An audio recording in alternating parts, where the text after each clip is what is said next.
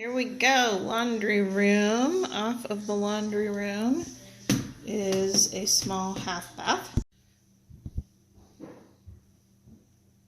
Check out this kitchen. Beautiful, beautiful cabinets, beautiful island, gas stove, stainless steel. We've got hardwood floors. We've got lots and lots of windows. And the windows, there's a door out here to the patio. Overlook this incredible view. Open floor plan. So we've got all of the living room, tall vaulted ceilings, beautiful stacked rock fireplace. If you go this way, you can see the stairs going upstairs, and there's a balcony up there.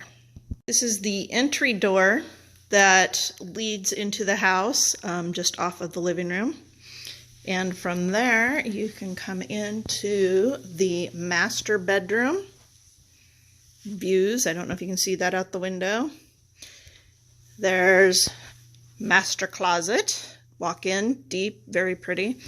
And a stunning master bathroom with the deep tub, double vanity, and tile walk